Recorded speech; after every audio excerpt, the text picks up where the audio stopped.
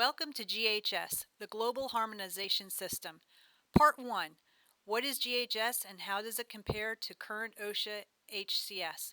This training session is designed to provide information to employees who work with hazardous chemicals and substances.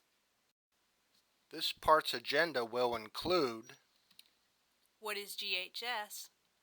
Compliance dates, current hazmat programs, and training requirements.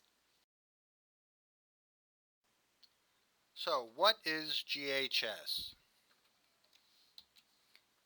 GHS is the globally harmonized system for hazard classification and labeling. It's a common and coherent approach to classify chemicals for a global economy, specifically defines and classifies hazards for chemical substances, dilute solutions, and mixtures, communicates information on labels and safety data sheets known as SDSs. It provides infrastructure for establishment of national and international comprehensive chemical safety programs. So, why is GHS needed? To eliminate the variation in chemical classifications and hazards, to provide consistency on phrases used to indicate the severity of hazard across different hazard types, to offer better employee protection. Information should be conveyed in more than one way for comprehensibility and understanding, reduces confusion, enhances understanding of hazards, and helps address literacy and language concerns. So, how is GHS putting it all together?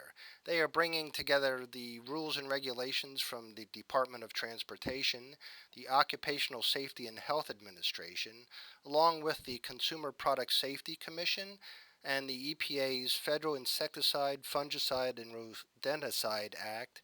It also brings into play the European Union and the Canadian regulatory community. And finally, it brings together the New Jersey Right to Know and the Proposition 65 Act from California.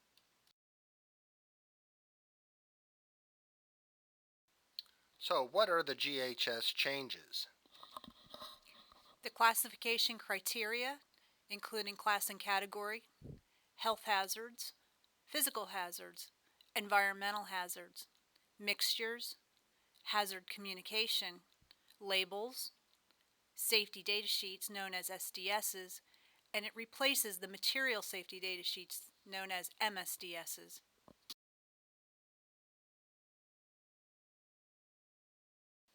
So, what changes are made to HAZCOM compliance with GHS? Labels and their new standards, MSDS to SDS with extensive changes. Added is training on the labels and SDSs. To keep existing HAZCOM training programs. Add information as it comes into the workplace. As an example, replace the MSDSs with SDSs in your facility's book. Replace labels and MSDS training sections with the new standard. Written program will remain mostly unchanged. Definitions have changed, and you still require reviews and updates. GHS does not replace a facility-specific HAZCOM program.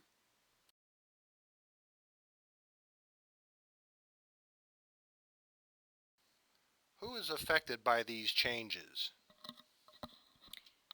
Manufacturers, distributors, and importers are required to change SDS information and format, change container labeling. Employers are required to train employees on changes to SDS, which is a change from MSDS to SDS, which is now a 16-section format. Container labels, including secondary containers, update HAZCOM training to the new standards, and update HAZCOM written plans to the new standards. Employees are required to recognize and understand hazards based on information in the new SDS format, pictograms on container labels, and precautionary and hazard statements.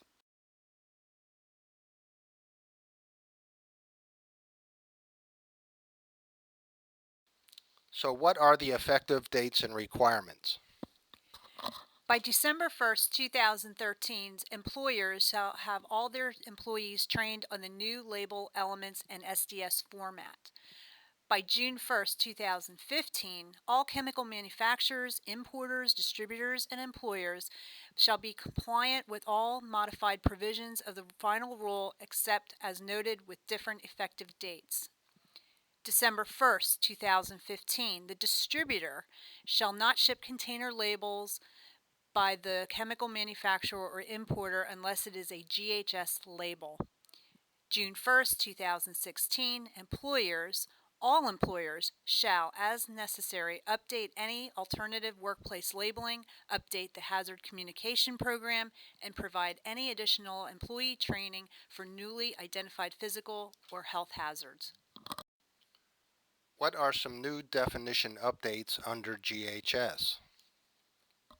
Revised definitions include chemical, chemical name, hazardous chemical, health hazard, label, mixture, physical hazard, and trade secret. New terminology includes hazard classification, hazard category, HNOC, otherwise known as hazard not otherwise classified, hazard statement, label elements, pictogram, precautionary statement, product identifier, pyrophoric gas, safety data sheet, signal word, simple asphyxiant, and substance. Let's take a look at some new definitions, starting with hazard classification and category. Specific criteria for classifying agents includes health hazards, physical hazards, and environmental hazards, which are not regulated by OSHA.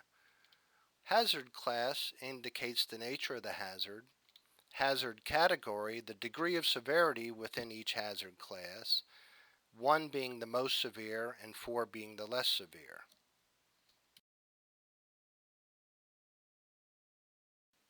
New health hazard classifications include acute toxicity, skin corrosion and irritation, severe eye damage and eye irritation, respiratory or skin sensitization, germ cell mutagenicity, carcinogenicity, reproductive toxicity.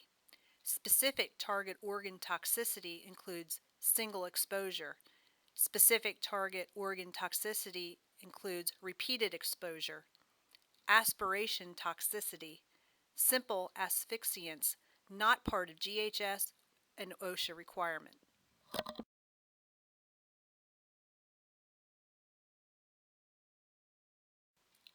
Let's look at a chemical classification example under the heading Health Hazards.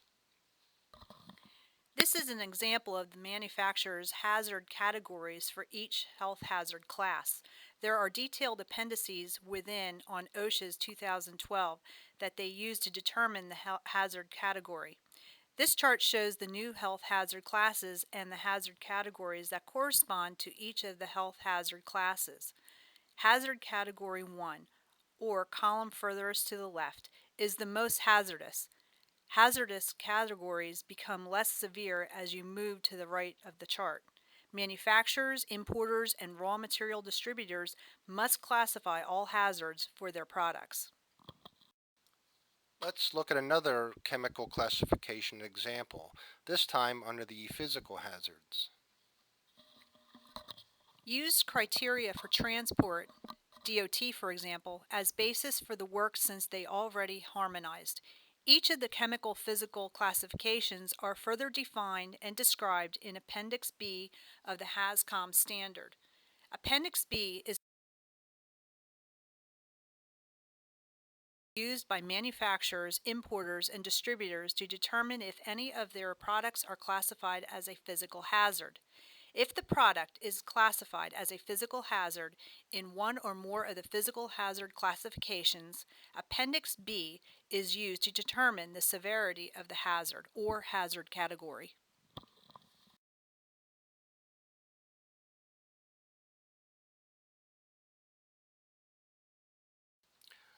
One more example of a chemical classification is under environmental hazards. Please note that this is not an OSHA requirement, but is regulated by EPA. The criteria include acute aquatic toxicity and chronic aquatic toxicity. Next, we'll look at how the GHS, or 2012 Hazard Communication System under OSHA, versus other existing systems currently being utilized by employers. Other hazard systems include HMIS, which attempts to convey full health warning information to all employees, not intended for emergency circumstances. The NFPA, primarily for firefighters and other emergency responders, lacks chronic health hazard information because the system is meant only for emergency or acute or short-term exposures. The Department of Defense, or DoD, Hazardous Material Information Resource System, uses hazard characteristic codes to classify materials by their primary hazard characteristic for the safe segregation and storage of hazardous materials. These are 10 basic classifications defined by letters A to Z. Others include facility specific created.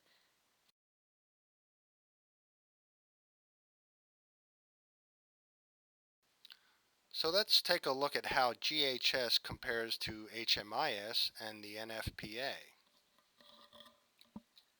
Under the GHS HAZCOM standard, chemical classification is a Category 4 for the least severe and Category 1 in the most severe. This is opposite of NFPA and HMIS, where 4 indicates most severe and 1 the least severe. The GHS hazard category numbers may be noted in the SDS.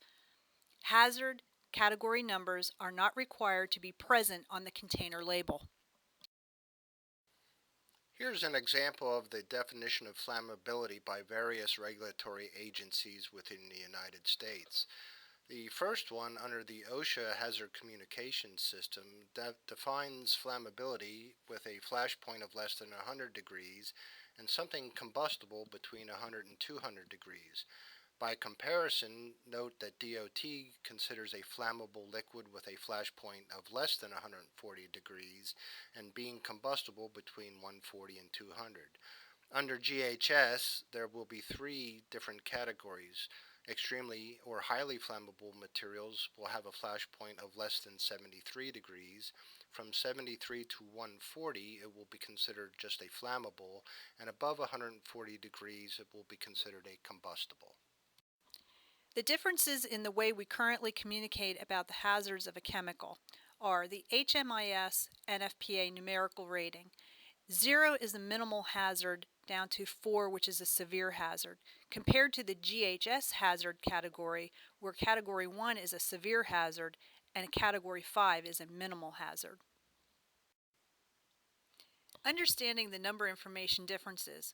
Going back to the GHS nomenclature, the Category 1 is a severe hazard, where Category 5 is a minimal hazard, compared to the HMIS and the NFPA nomenclature, where Category 0 is minimal and Category 4 is severe.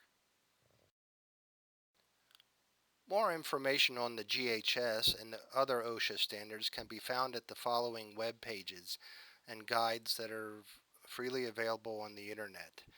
There you can find information on regulatory concerns, the final rule of the HAZCOM HCS, comparisons, frequently asked questions, additional guidance, OSHA briefs, and additional fact sheets.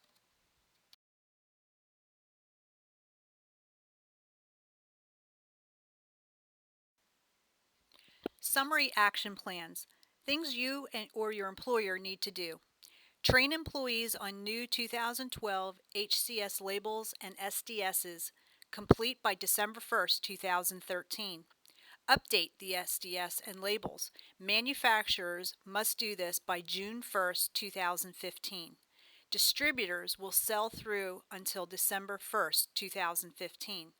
Update your workplace labels and facility-specific written programs must be completed by June 1st, 2016.